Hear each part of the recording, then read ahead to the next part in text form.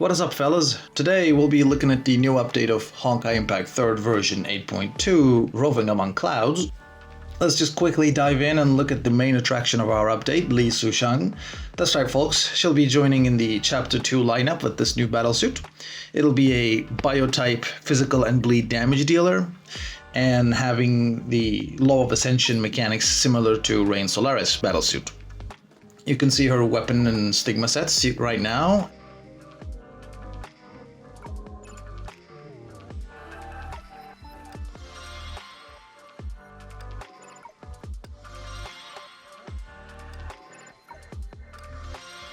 And now we're done with that, let's take a look at our gameplay.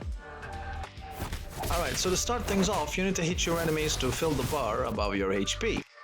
After filling it, you can press and hold the attack button, then use your weapon active while the attack animation is in motion to give a devastating blow, which empties the set bar I've mentioned. You can also immediately fill this bar with your weapon active by pressing it twice, then holding the attack button and repeating the previous combo I've showed. Then, in the end, you can use your ultimate to be the last thing your opponent sees while you're topping it all up with style.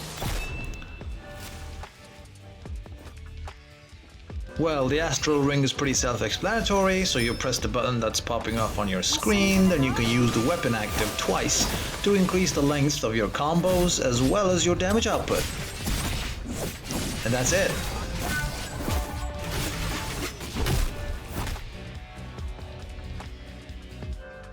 Okay, to sum it up easily, we're in the Honkai Impact version of Hell's Kitchen or something equivalent, with some storytelling as usual, meeting with other Valkyries as we play, give them roles in the restaurant, gathering some ingredients, fighting our way to unlock more places to gather different kinds of ingredients, so on and so forth, with some extra cutscenes sprinkled here and there. Actually, speaking of cutscenes, there was a moment where I was playing around and recording footage at the same time, and one of the customers did complain, which put me into a different cutscene, and it reminded me of a certain thing. Let me just roll the clip real quick. One beef salad entree, one fast one New York steak. Yes, chef! Yes, madam. Totally flat, no flavor. Second time I've had it. Okay, thank you. Hey, get the veal on, please, yes? Let's go. Chef! Right, don't whistle at me, I'm not your fucking dog, yeah? You look more like a dog than I do. Fuck off, will you? Fresh beef carpaccio now, yes? Woo, I'm gonna get whistled at. Come here, boy, sit down. Well, that made me chuckle for like a hot minute. Well, in short, when this event actually comes in the live version, you can absolutely look forward to play this. It's pretty fun. Now, let's take a look at the other event. Okay. I honestly don't know where to begin with this one, due to the reason that the event in question isn't as detailed as the previous one. So I'll try to mention what you're supposed to do in a brief and concise way as much as I can.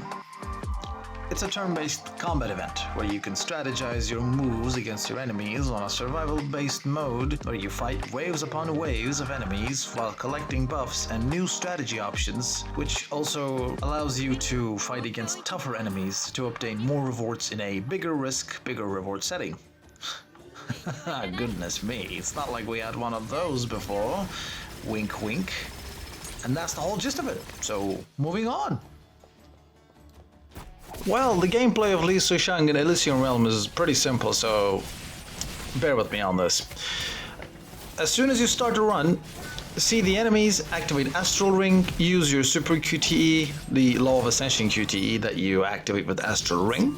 Then you can use your weapon active 5 times in total, and rinse and repeat. That's the whole experience that you're gonna get. And for signets, try focus on getting ego signets for the extra combo features that spices up your gameplay, pun intended. Helix for weapon active, which Sushang's combos heavily rely on. Bodhi for the buffs you gain after reaching a certain hit count that you could easily reach with her gameplay kit. And completely optional, but you can also go for vicissitude and daybreak signets should you have the need for it. Well, before I forget, there's also this event called Snazzy Card Championship, but this event is technically a rerun, with the slight difference of the few adjustments of adding 3 more characters and a support character to aid you in your battles. So, not much has changed, well, and I don't want to spoil it too much, so moving on.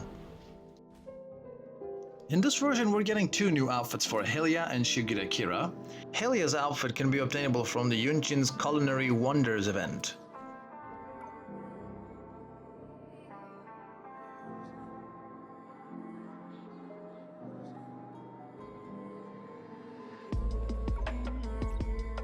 And Shigure Kira is most likely from the new battle pass that'll be with us in this version. And the source for this information is unknown, but it's a retextured outfit, so that's most likely where it's gonna end up. But you never know.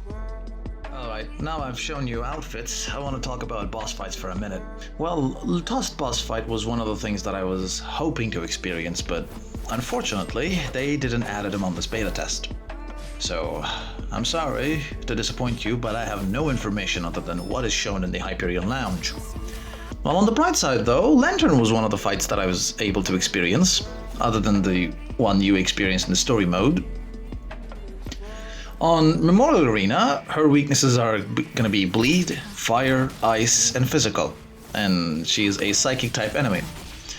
And for Super String Dimension, she's again a Psychic type enemy with Fire Resist, so naturally Fire damage based Valkyries will have some problems while fighting against her, but for advantages you need a Valkyrie that has fast attack capabilities.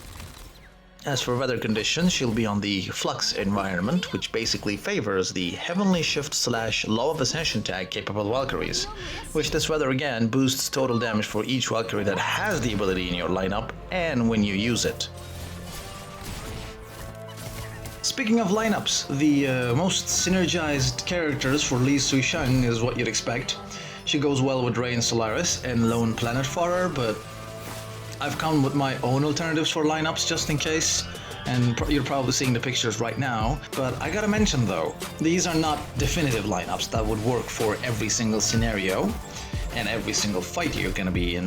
However, I just want to make these to just give you an exact picture of what you can go with and what else is there as an alternative. And now you've reached the part where I present my final verdict for the update as a whole. First off, did I like the update? Yeah, I can say I mostly liked it. Is there anything that I didn't like? Well, that Space Ranger event, but that's just my personal opinion, so if you're looking forward to play, then just don't let my opinion discourage you. Am I gonna pull for the next Valkyrie? If I deem I have enough crystals, then why not? Is this new Valkyrie a must pull? Well, this kind of depends on what you're lacking in your lineups for Super String Dimension, Memorial Arena, and etc. So, if you need a fast-paced, physical, damage-dealing Valkyrie, then go for it. But if you feel like you're fine with what you have currently, then you have the option to not pull for her. It's totally up to you. After all, you'll be the one who's gonna press that button. And with that, ladies and gentlemen, the overview has come to an end. If you like what you've been watching for the past 10 plus minutes, do subscribe and such. And you never know, I might make another video like this for the future updates. And peace, I guess. I don't know how to end the videos, so just